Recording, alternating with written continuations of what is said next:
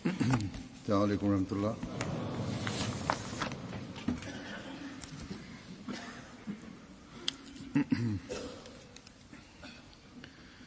أشهد أن لا إله إلا الله وحده لا شريك له وأشهد أن محمدا عبده ورسوله أما بعد فأعوذ بالله من الشيطان الرجيم بسم الله الرحمن الرحيم الحمد لله رب العالمين الرحمن الرحيم مالك يوم الدين إياك نعبد وإياك نستعين اهدنا الصراط المستقيم صراط الذين أنعمت عليهم غير المغضوب عليهم ولا الضالين لن تنالوا البر حتى تنفقوا مما تحبون وما تنفقوا من شيء فإن الله به عليم.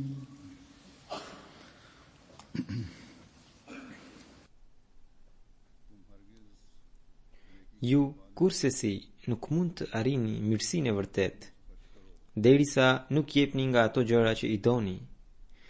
Çdo gjë që jepni, Allahu është i dijshëm për ta. Çdo besimtar dëshiron të bëj mirësi e të arrijë afrimin me Zotin e Lartësuar. Zoti i Lartësuar në këtë ajet u ka tërhequr vëmendje besimtarve që nëse duan të bëjnë mirësi e të arrijnë pëlqimin e tij, ata kanë nevojë të bëjnë sakrifica. Pra, për të fituar pëlqimin e Zotit Madhërisëm, duhet të bëni sakrifica. Sakrifikoni atë që ju e keni më të përzemërt. Sakrifikoni atë nga e cila keni dobi. Sakrifikojni atë që ju mundson rehati e lehtësime. Sakrifikojni atë që në dukje ju premton të rregullojë të ardhmen e pasardhësve tuaj. Këto sakrifica, padyshim, nuk janë të vogla.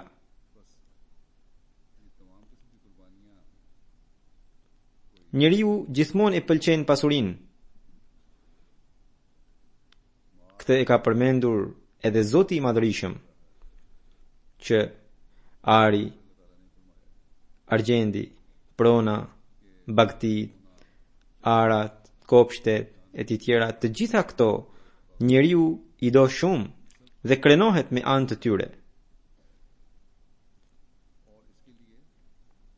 Në botën e sotme materialiste, kur teknologjia i ka bashkuar njerëzit që jetojnë në vende të ndryshme, sistemi materialist u ka shtuar njerëzve edhe dëshirat pa mas.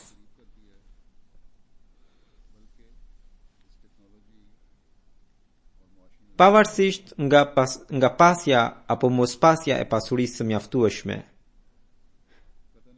babëzia dhe kërkesa e njerëzve për të qenë të pasur dhe për të pasur çdo gjë që dëshirojnë janë në maksimum. Njerëzit orvaten gjerë në maksimum për të pasur çdo lehtësi, për të plotësuar çdo dëshirë dhe për të shijuar çdo luks. Kjo etje është shumë e madhe, sidomos në vendet e zhvilluara. Po të destabilizohen këto vende ose larg qoftë, po të hynë në gjendje lufte, nuk e imagjinojmë dot situatën me të cilën do të përballen njerëzit e këtyre vendeve. Ky thjesht ishte një përfytyrim.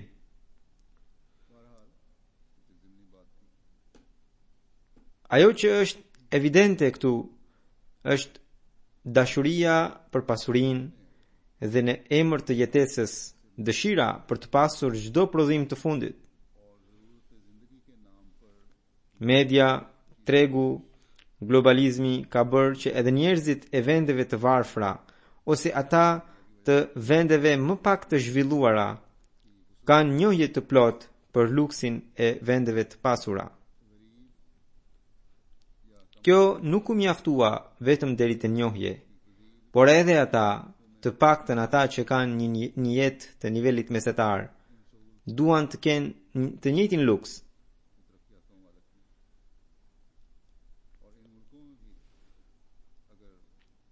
Shkurt, materializmi është në kulm.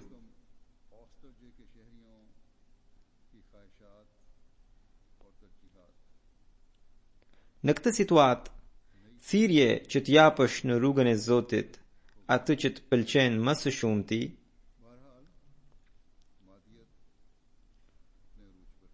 të sakrifikosh dëshirat e tua dhe rehatin tënde në mënyrë që të arrish mirësinë e vërtet, do të duke shumë e çuditshme për një njeri të kësaj bote.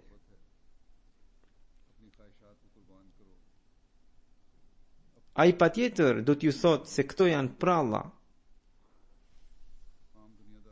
Njerëzit e kësaj bote thonë, shpenzoni për të varfrit dhe ndihmojeni ata, bëni punë humanitare.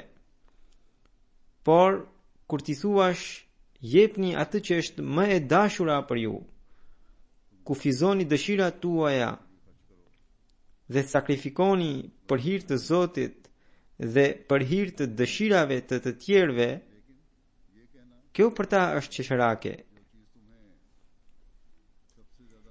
Por ata nuk e dinë se edhe në këtë kohë ka njerëz që kuptojnë thelbin e këtij ajeti dhe përpiqen ta praktikojnë atë.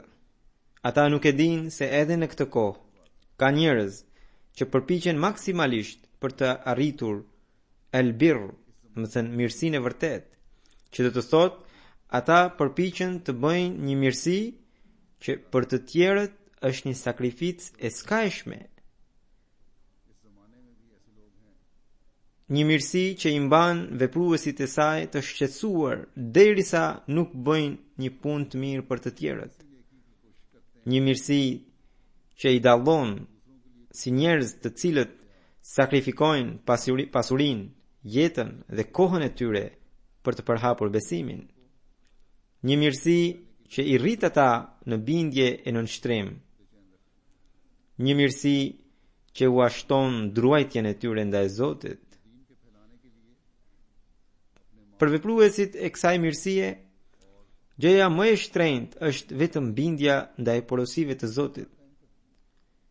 Një pjesë e madhe e botës nuk është në dijeni për këta njerëz. Këta njerëz janë ata të cilët duke ju bashkuar të dashuruarit dhe shërbëtorit të sinqert të profetit Muhammed sallallahu alaihi wasallam e kanë kuptuar thelbin e mirësisë së vërtet. Këta janë njerëz të cilët fituan dritë prej sahabëve të profetit Muhammed sallallahu alaihi wasallam, të cilët u ngritën prej tij në formë minaresh të ndritura dhe të cilët sakrifikonin në një formë të habitshme. përmendet në një hadith kur zbriti ajeti në fjalë që thot ju kurse si nuk mund të arrini mirësinë e vërtet derisa nuk jepni nga ato gjëra që i doni.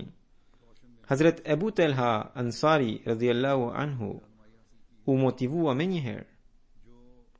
Ai ishte një musliman Medinas, i pasur njëherësh dhe kishte kopshte hurmash. Më i miri prej kopshteve të tij ishte ai që e quante Bayruha, të cilin Hazret Ebu Telha e donte shumë. Profeti Muhammed sallallahu alaihi wasallam shpesh kalonte nga ai kopsht, sepse ai ishte shumë afër xhamisë së tij. Kështu që kur zbriti ajeti në fjalë, Hazret Ebu Telha shkoi tek i dërguari i Allahut sallallahu alaihi wasallam dhe i tha: "Prona ime, o i dërguari i Allahut, prona ime që është më e dashura për mua është kopshti i Bayruha dhe atë po e jap në rrugën e Allahut." Këta ishin njerëz që u quajtën yje të shëndritshme, të cilët përcaktuan rrugët e mirësive. Duke dhënë shembujt e sahabëve të profetit Muhammed sallallahu alaihi wasallam, imami i kohës vazhdimisht na tërhoqi vëmendjen për të bërë sakrifica, njësoj si ata. Ai na ka shpjeguar thelbin e sakrificës në dritën e mësimeve të Kuranit.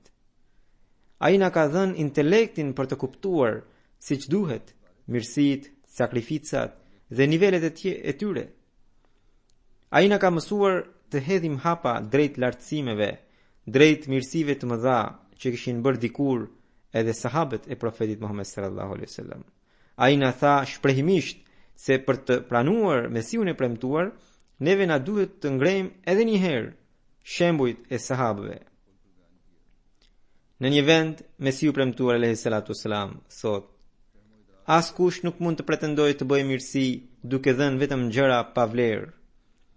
Dera e mirësisë është e ngushtë, prandaj mbajini mend, askush nuk mund të hyjë në këtë derë duke dhënë gjëra pa vlerë, sepse fjala e Zotit thot: "Lan tanalul birra hatta tunfiqu mimma tuhibbun." Do të thënë derisa nuk do të jepni gjën më të shtrenjtë, më të dashur, nuk mund të gëzoni statusin e të qenët i dashur për Zotin. Si mund të korni sukses e si mund të ngadhnjeni nëse nuk doni të përballoni vështirësitë e nëse nuk doni të bëni mirësinë e vërtet? Po sahabët e profetit Muhammed sallallahu alaihi wasallam a arritën pozitën e tyre kështu falas pa bërë asgjë? Njerëzit sa shumë telashe heqin e sa shumë shpenzime bëjnë për të arritur gradat të botës materiale. Pasi bëjnë të gjitha ato mundime, arrin në një pozitë të vogël, e cila prapse prap nuk u jep as lumturinë e vërtet, as kënaqësinë e zemrës. Por pozita e sahabëve të profetit Muhammed sallallahu alaihi wasallam që u jepte kënaqësinë e zemrës dhe pëlqimin e Zotit Bujar, a mund të ishte arritur pa bërë asgjë? E vërteta është që njeriu kursesi nuk mund të arrijë pëlqimin e Zotit të Madhërisëm, derisa ai nuk tregohet i gatshëm për të hequr vështirësitë kalimtare. Zoti nuk mund të mashtrohet. Të bekuar janë ata që nuk shqetësohen nga shqetësimet që u vijnë gjatë arritjes së pëlqimit të Zotit, sepse lumturia e vërtet, drita dhe qetësia e amshueshme do të jepen besimtarit pasi t'i kalojë vështirësitë kalimtare. Gjatë një mbledhjeje, Hazrat Mesiu premtuar alayhis salam këshilloi antarët e xhamatit me këto fjalë: njeriu në këtë botë e do shumë paranë dhe pasurinë.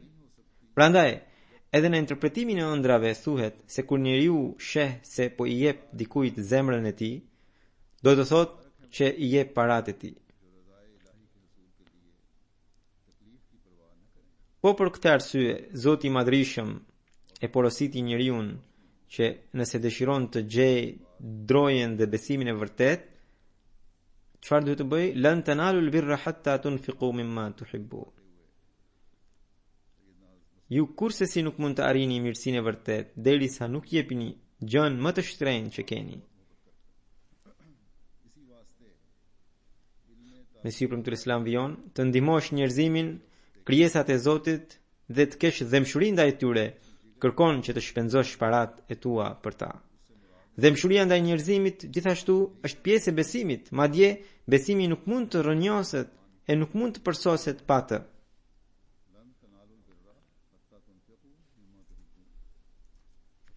Njeriu derisa nuk sakrifikohet për të tjerët, nuk mund të sjellë dobi. Sakrifica është e nevojshme nëse dëshiron të kesh dëmshuri ndaj tjetrit, dhe pikërisht ky është mësimi që jep ajeti: ju kurse si nuk mund të arrini mirësinë e vërtet derisa të jepni atë që ju pëlqen. Shkurt, shpenzimi në rrugën e Allahut është mjet për të arritur fatmirësinë dhe druajtjen ndaj Zotit. Niveli i sakrificës që ka pasur Hazrat Ebu Bekri radhiyallahu anhu ishte që ai solli gjithçka që kishte në shtëpi, duke ju përgjigjur thirrjes së profetit Muhammed sallallahu alaihi wasallam.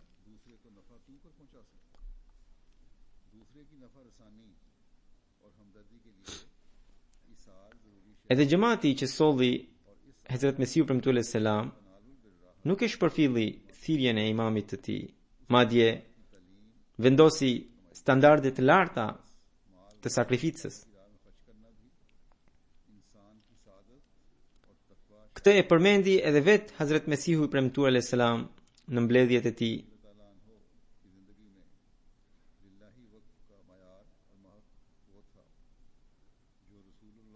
Njëherë ai tha: shoh se në xhamatin ton ka qindra njerëz që nuk kanë as rroba të mjaftueshme në trup, që nuk kanë asnjë pronë, por befasohem kur shoh sinqeritetin, besnikrinë dhe dashurinë e tyre të pakufishme. Njëherë tjetër ai tha: ndryshimi dhe përparimi që shikoni në xhamatin ton nuk mund ta shikoni askund në këtë kohë.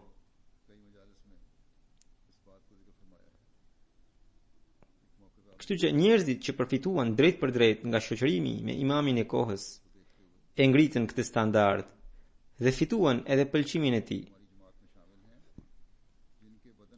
Por a u mbajt edhe më vonë ky standard i sakrificës, i sinqeritetit dhe i besnikrisë?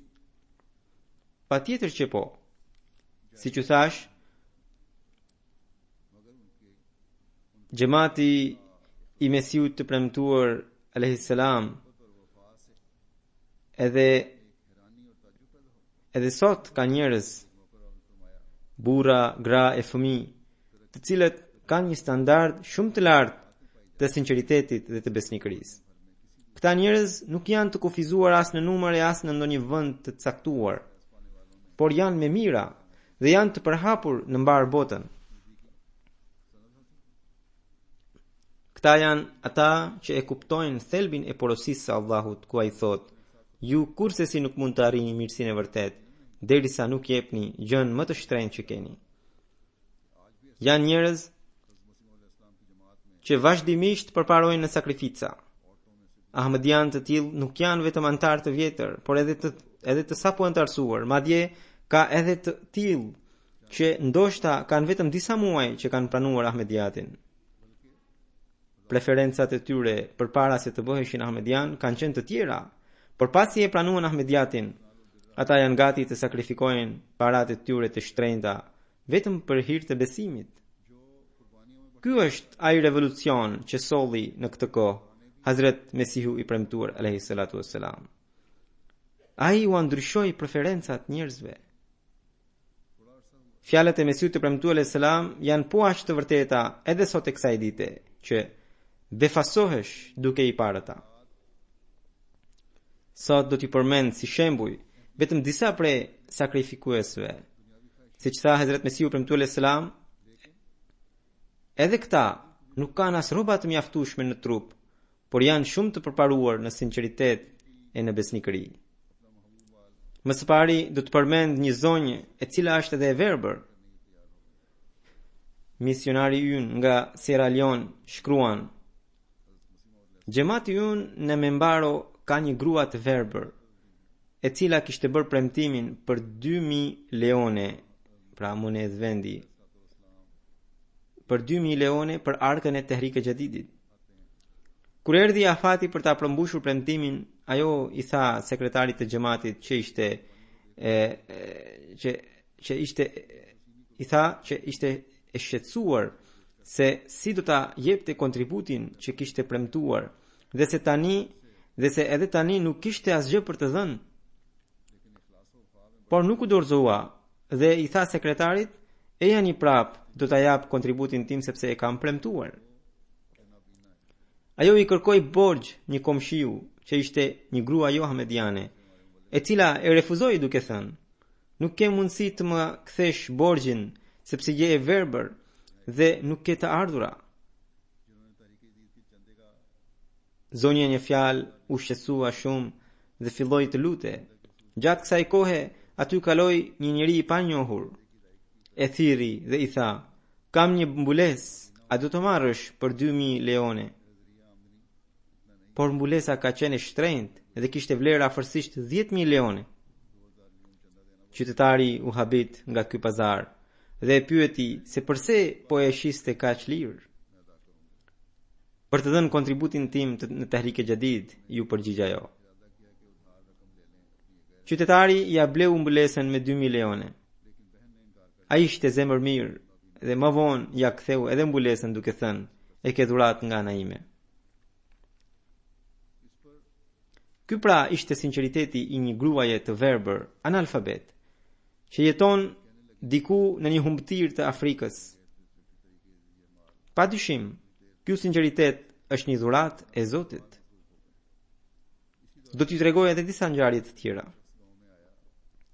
Misionari i Rajasthanit të Indis shkruan: vizitova xhamatin ton në një vend të quajtur Bholabali.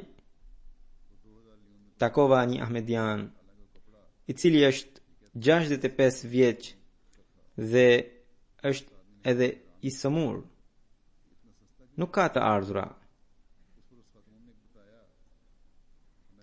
Shteti i mundson punë krahu për 100 ditë në vit. E shoqja e mban familjen. Edhe shtëpinë e kanë si kasove.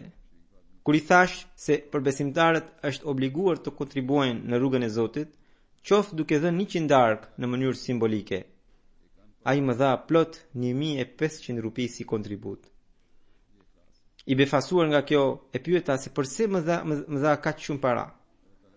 Ndërkohë që gjendja e tij financiare nuk që e mirë. Madje i thash, mbaje diçka për vete nga kjo shumë. Por ai u përlot dhe mu përgjigj: këto para i kisha mbledhur për Zotin e Madhrishëm, ndaj këto i përkasin vetëm atij. Ndërsa ju lutuni për mua që Zoti të më jap shëndet në mënyrë që herën tjetër të kontribuoj akoma më shumë në rrugën e Zotit.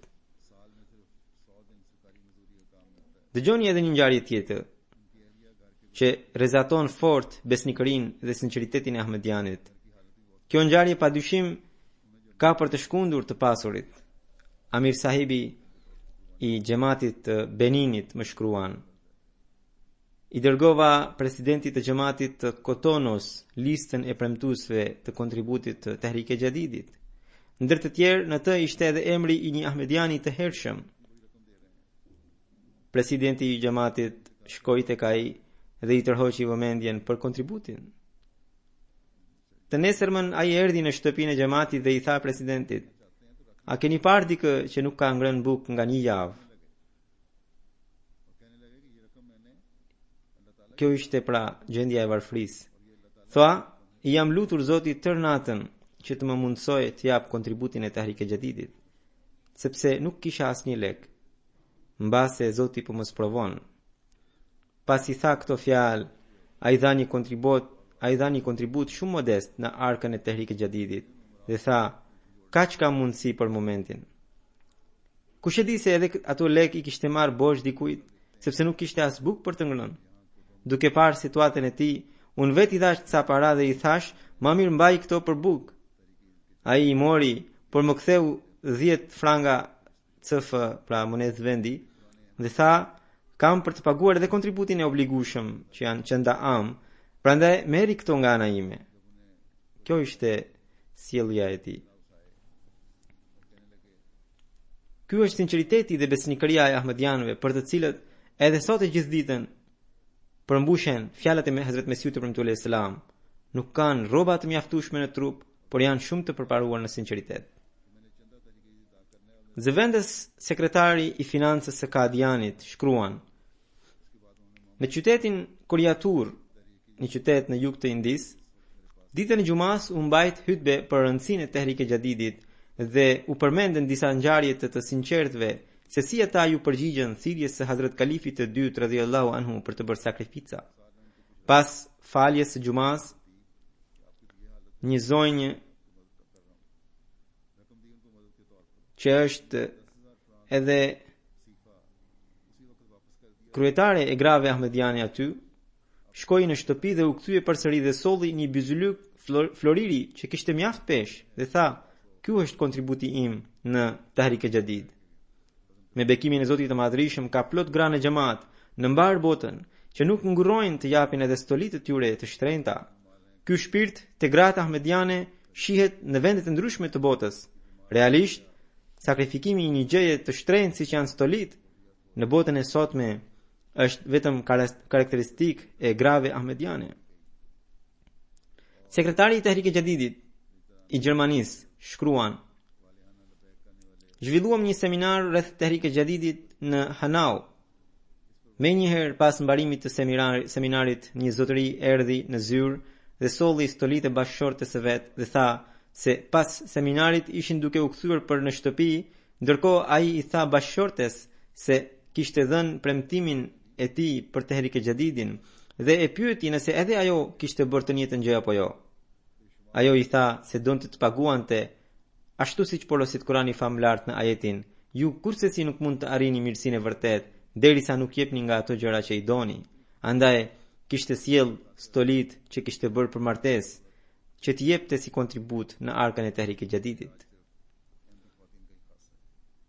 Amir sahibi i Lahorit shkruan: një zonjë kishte bërë premtim të madh për Tehrik-e Jadidin. Ajo ishte e pasur. Megjithatë, kur asaj ju tha të jepte më shumë se sa që kishte premtuar që xhamati vendas të arrinte objektivin, ajo u qua, shkoi në shtëpi dhe shumë shpejt u kthye me një kuti stolish dhe tha: të gjitha këto kam për t'i dhënë në rrugën e Zotit. Më pas nxori byzylukët më të rënda që kishte dhe i dha për arkën e Tehrik-e Jadidit. Shikoni pra, një grua i përket jugut të Indis, vjen nga një komb tjetër, flet një gjuhë tjetër. Një grua është nga Pakistani dhe një tjetër nga Gjermania, por shpirtin dhe dëshirën e sakrificës e kanë njësoj. Kjo është njohshmëria e xhamatit dhe ky është standardi i sakrificës që Hazrat Mesiu premtuar selam ka krijuar në xhamatin e tij. Këto janë bekimet të Zotit të Madhërisëm, të cilat ai po u bën ahmedianëve. Duke treguar ngjarjen e një ahmediani të sinqert të Afrikës, misionari i atjeshëm shkruan se ai u caktua si misionar në Mali, në zonën e quajtur Sego. Pas namazit të xumas, dikush e njohu me një ahmedian të sapo antarësuar dhe tha se ky është një musliman që vjen nga fisi i hoxhallarëve më të mëdhenj të vendit. Ahmediani i porsa antarësuar në fjalë i tha që vetëm dje kishte dëgjuar në radio fjalimin e Hazurit, pra fjalimin tim, ku ai kishte përmendur rreth rëndësisë së shpenzimit në rrugën e Zotit, edhe kishte përmendur pikërisht edhe pasi i tha këto fjalë, misionari i shpjegoi të njëjtën gjë duke sjell ajetin lan tanalul birra hatta tunfiqu mimma tuhibbun. Dhe ahmediani në fjalë u habi dhe tha se edhe Hazuri të njëjtin ajet kishte përmendur, pra i cili thotë se ju kursesi nuk mund të arrini mirësinë e vërtet derisa nuk shpenzoni atë që doni. Edhe tha që unë kisha menduar që të jepja 5.000 cifa, pra CF, ndërkohë shejtani më kishte djallëzuar dhe kisha ardhur të jepja vetëm 2.000, por tani që ju keni thënë këto fjalë, unë përsëri do të jap 5.000 CF. Kjo ishte pra sinqeriteti i tyre. Në fakt edhe ahmedianët për sa të arsuar po shtohen shumë në sinqeritet edhe japin kontributet e tyre. Tani do të tregoj disa ngjarje që tregojnë se si ahmedianët pasi japin parat në rrugën e Zotit sipas premtimit hyjnor, atyre u shtohet pasuria dhe ata përparojnë akoma më shumë në besim. Nga Kongo, Ibrahim Sahibi shkruan se ai është një bujk dhe merret me bujqësi. Më përpara jepte shumë pak kontribute në rrugën e Zotit, edhe tani që kishte filluar që jepte më shumë, ai tha se janë shtuar të korrat, edhe tha që gjithë kjo është fal bekimit të kontributeve. Një grua po nga Kongo e quajtur Meriem Saheba shkruan se edhe ajo merret me bujqësi dhe pa çdo herë pasi të mbjell të korrat ndan pjesën e kontributeve dhe thot se përvoja ime është që sa më shumë të jep kontribut në rrugën e Zotit, aq më shumë më shtohen të korrat. Nga Kongo misionari ynë shkruan se një ahmedian kur i është bërë thirrje për kontributet, ai ka paguar 20.000 franga vendase dhe ndërkohë atëherë ishte i pa punë, por pas këtij premtimi ai gjeti punë edhe tani punon si menaxher në fushën e vet. Nga Kadiani, sekretari i financës shkruan se nga shteti Patapiriam i Indis, një ahmedian e mori në telefon sekretarin dhe tha që vitin e kaluar Hazuri ka përmendur ngjarje të njerëzve të Afrikës që janë të varfër se por si po japin kontribute, ndërsa ne jemi të pasur. Edhe ai tha që premtimi im që ka qenë 200.000 rupi është shumë pak. Shtojeni në 500.000 rupi, pra gjysmë milion rupi. Dhe më pas filloi të përlote. Dhe më pas më kishte shkruar edhe mua që këtë premtim ta përmbushte. Më pas, kur sekretari i financës udhtoi në shtetin e tij edhe e pa që ai e kishte paguar premtimin, kishte përmbushur premtimin e tij, sepse tha që pasi bëri premtimin, pasi shtoi premtimin, Zoti i dha kaq shumë bereqet sa që tani ka kaq shumë para që nuk i menaxhoi dot. Nga pra Ibrahim Sahibi, inspektori, pra sekretari i Tahrik e Jadidit nga Karnatak i Indis, shkruan që një djalë i ri i qytetit Gulbarga thot që dëshiron të përgjigje thirrjes së Hazrat Kalifit të dytë, i cili tha që të jepni në Tahrik e Jadid një pagë tuajin. Edhe ai shkroi plot 73.600 rupi si premtim në Tahrik e Jadid. Por kur erdhi koha e pagesës, ai paguai 100.511 rupi, sepse tha që kishte parë rezultatin e premtimit që kishte bërë, se një njeri që i kishte borxh dhe prej shumë kohësh nuk po ja shlyente, edhe ai ishte tashmë i dëshpëruar se nuk do ta kthente më. Erdhi pa pritmas edhe ja ktheu gjithë borxhin. Kështu pra ishin ngjarjet të njerëzve të ndryshëm.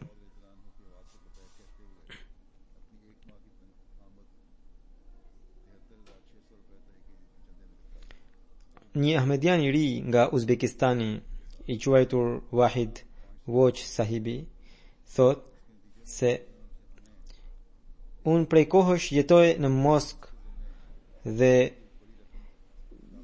çdo vit përfituroje se sa fitim do të kem si vjet, por që kur jam antarësuar në xhamat dhe që kur kam filluar të jap kontributin tim, të ardhurat e mia janë shtuar pa mas. Nuk kam pasur kaq shumë të ardhura prej 13 viteve më parshme siç kam pasur si vjet. Nga Burkina Faso, misionari ynë shkruan se në një fshat një antar i xhamatit erdhi tek misionari i xhamatit dhe i tha që ai ka dëshirë të bëjë haxh misionari i xhamatit i tha që ai të paguante rregullisht kontributet, edhe Zoti vetë do t'ia zgjidhte, do t'ia përmbushte dëshirën. Më pas ai filloi të paguante çandat rregullisht, pra kontributet. Pas pak kohe ai erdhi që Zoti më siguroi mjetet, edhe tani kam mundësinë të shkoj edhe në haxh. Edhe ai e ka pranuar që e gjithë kjo ka ndodhur fal bekimit të kontributeve. Edhe alhamdulillah ai ka shkuar në haxh edhe tashmë është edhe kthyer. Nga Burkina Faso, presidenti i xhamatit thot që një ahmedian ka pasur probleme financiare në shtëpinë e tij. Ai kishte nisur një projekt të cilin nuk e kishte mbyllur dot për shkak të mungesës mjeteve financiare. Ato ditë ishte zhvilluar Gjalsa Salana e Burkina Fasos, në të cilën ai kishte marrë pjesë. Edhe aty dëgjoi rreth rëndësisë shpenzimit në rrugën e Allahut. Kur u kthye, që atëherë ai bëri premtimin me vetvete që do të ishte i rregullt në kontributet. Kishte filluar dhe nuk kishte kaluar ende një muaj që hallet filluan të zgjidheshin, edhe ai alhamdulillah arriti edhe ta mbyllte projektin e tij, edhe tashmë janë zgjidhur, janë lehtësuar gjërat. Amir sahibi i Kanadas shkruan që një ahmedian para pak vitesh ka pasur probleme financiare, humbje prej 200 ose $250,000 në tregtinë e tij. Ati është bërë tërheqje vërejtje që ai të ishte i rregullt në pagesën në kontributet.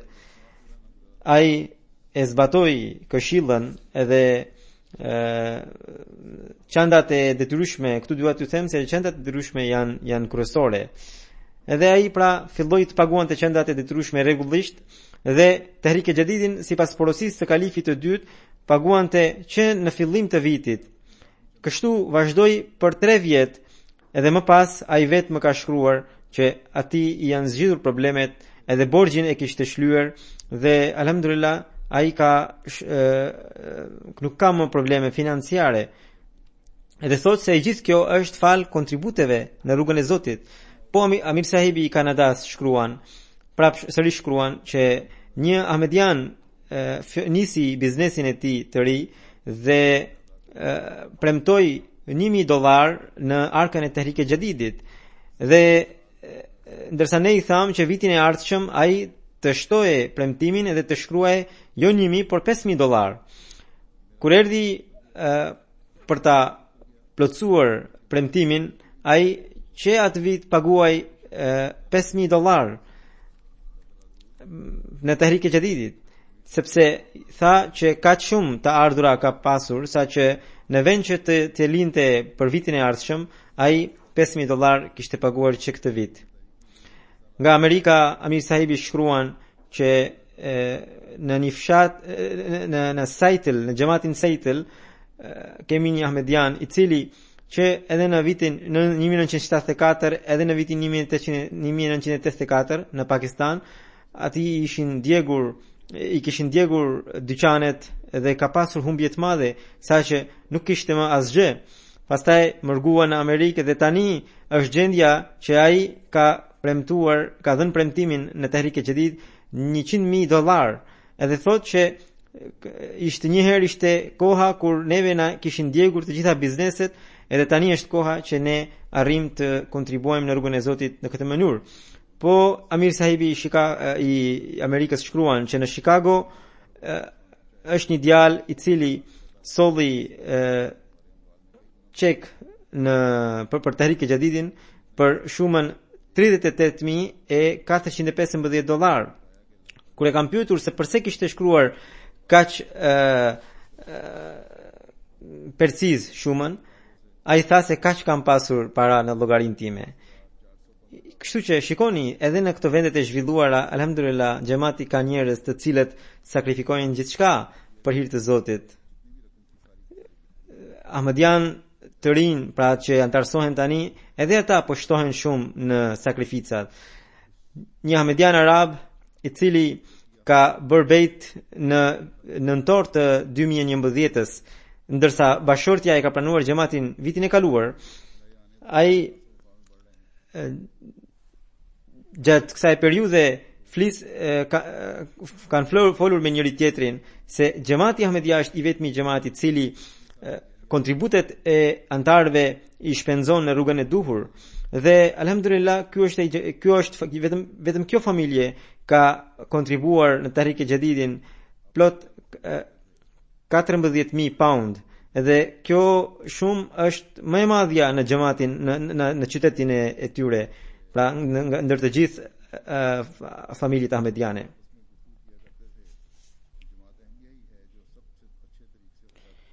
Amiri i xhamatit të Londrës shkruan se ata kishin bërë një seminar për Tahrik e Jadidin në Worcester Park dhe aty ishte një familje e cila ishte gati për të shkuar për pushime.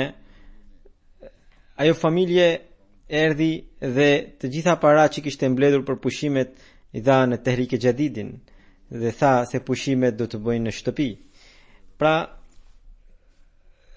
shembujt e sakrificës financiare në xhamat kemi edhe tek burrat, gratë e fëmijët.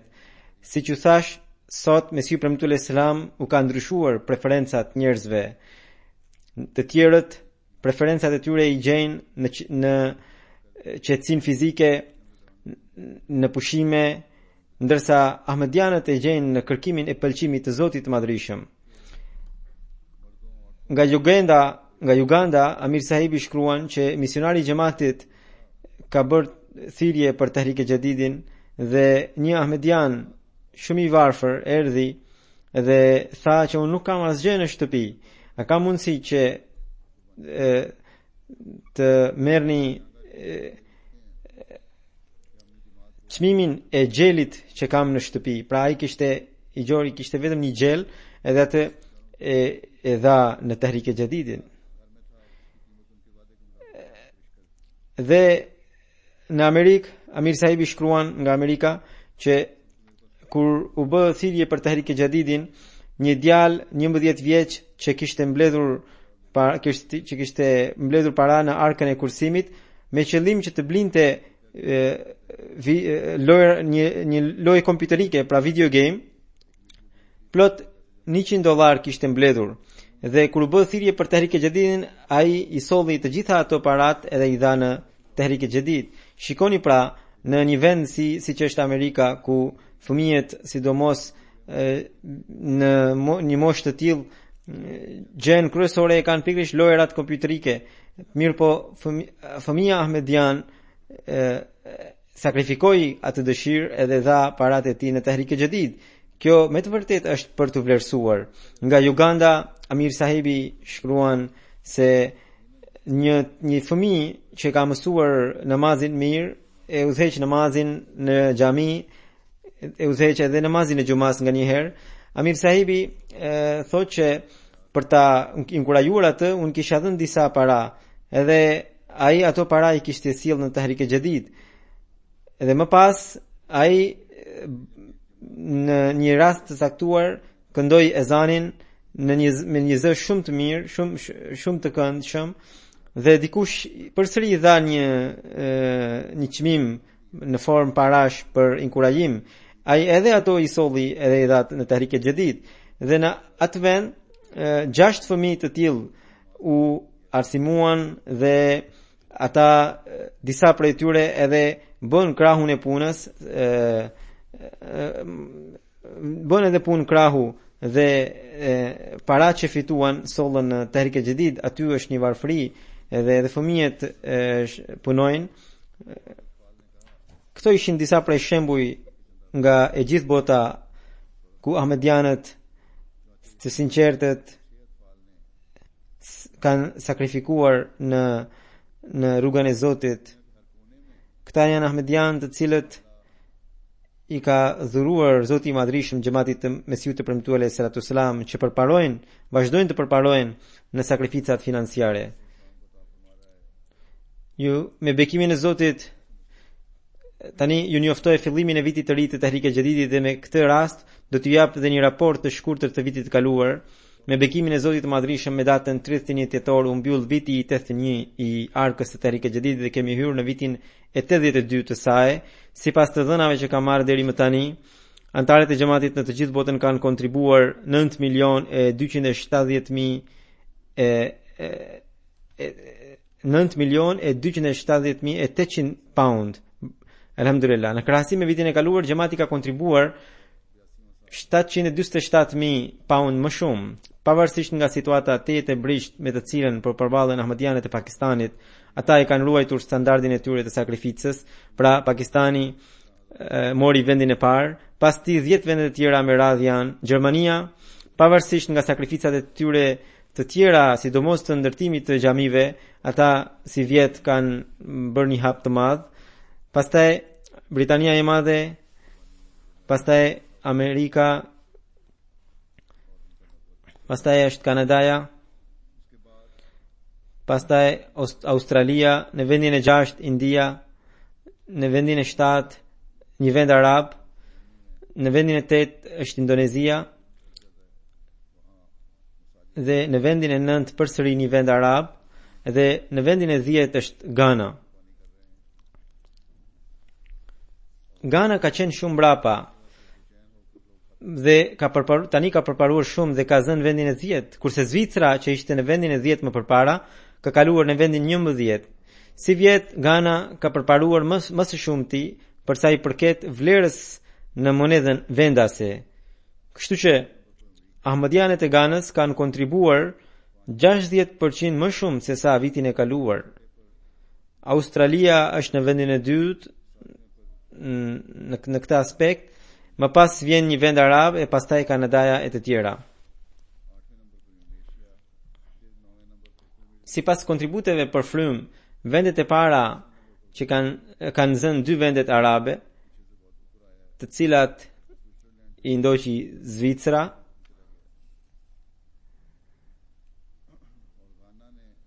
deri vjet Zvicra ka qenë në vendin e parë, por tani me bekimin e Zotit Madhrishëm, ahmadianët e vendeve arabe po përparojnë shumë. Vendin e 4 e mori SBA, pastaj vjen Australia, pastaj vjen Britania e Madhe, pastaj Gjermania e pastaj Norvegjia. Edhe Norvegjia ka bërë përparime. Pastaj në xhamatet e vogla vlen të përmenden Singapuri, Finlanda, Japonia dhe 4 vende të lindjes së mesme. Xhamatet afrikane që kanë kontribuar shumë janë Ghana, Nigeria, Mauritius, Burkina Faso, Tanzania, Gambia dhe Benini.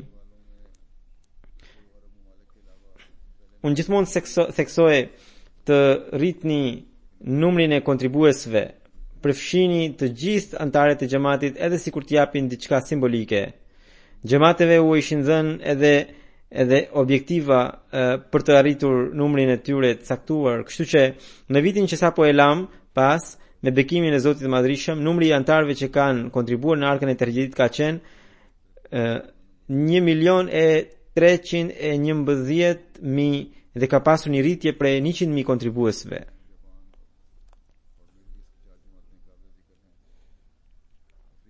Australia ka bërë mjaft përparime në këtë drejtim dhe tashmë 94% e antarëve të saj kontribuojnë në Tahrik e Jadidin. Edhe Kanadaja ka bërë përparime dhe ka sjell 91%. India gjithashtu ka bërë shumë punë në këtë drejtim, por kam përshtypje se ende nuk ka ardhur raporti i tyre përfundimtar. Le të ma dërgojnë nëse nuk më kanë dërguar ende. Përveç këtyre vendeve, edhe në vendet afrikane është bërë mjaft punë në këtë drejtim. Mali ka punuar shumë si vjet, po ashtu Burkina Faso, Kongo, Brazzaville, Guinea, Conakry, Kamerun, Ghana, Senegal dhe Afrika e Jugut kanë sjell më shumë kontribues në krahasim me vitin e kaluar.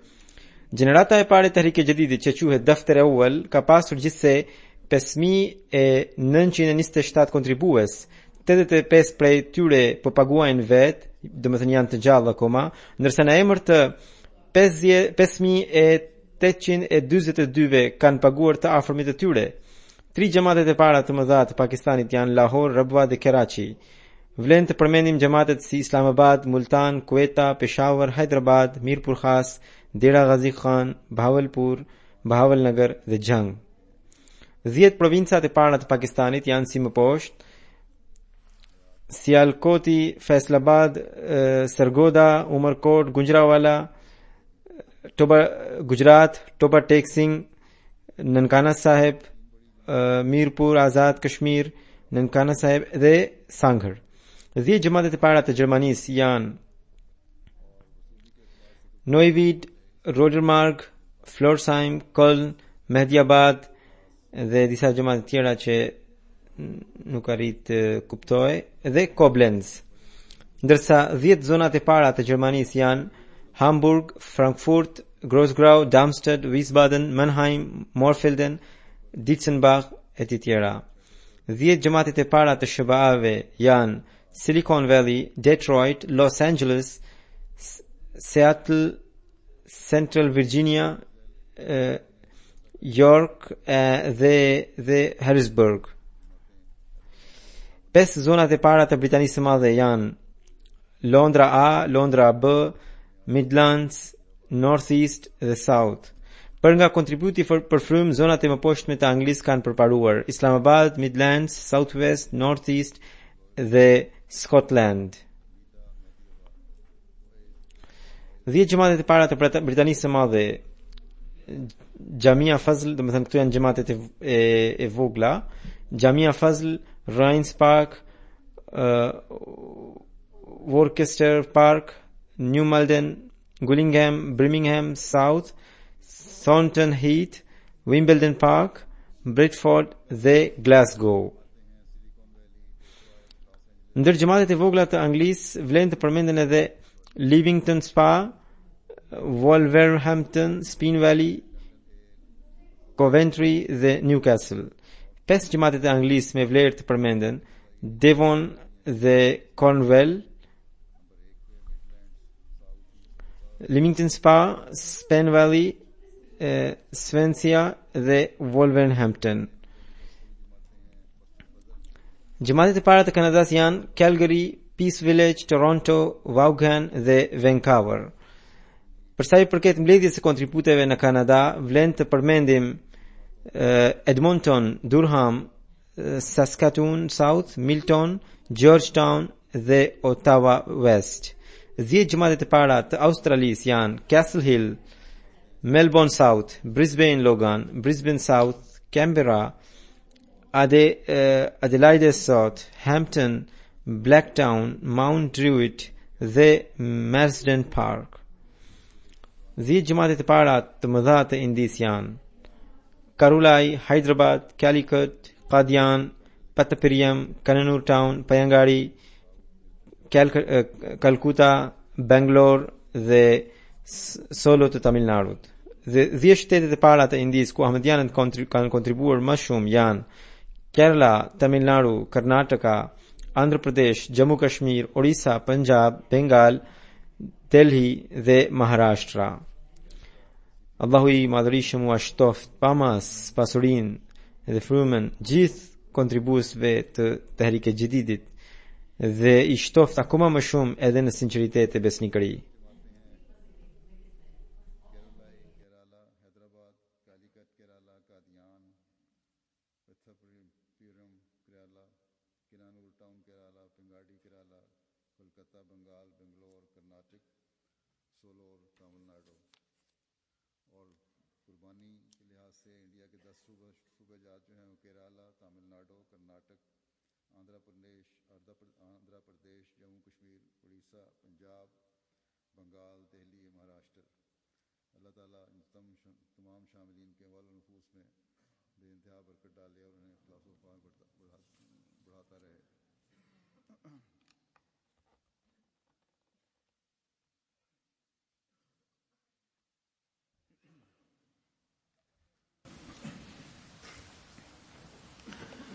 الحمد لله نحمده ونستعينه ونستغفره ونؤمن به ونتوكل عليه ونعوذ بالله من شرور أنفسنا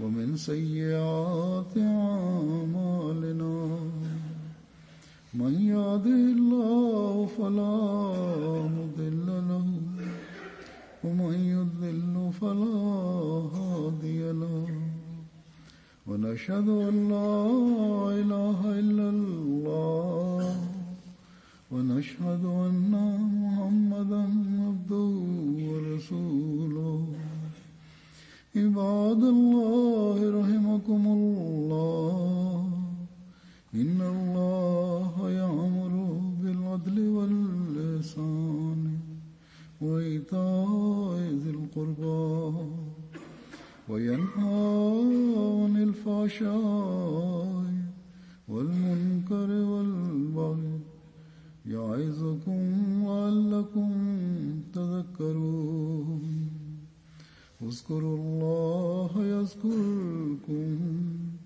وادعوه يستجب لكم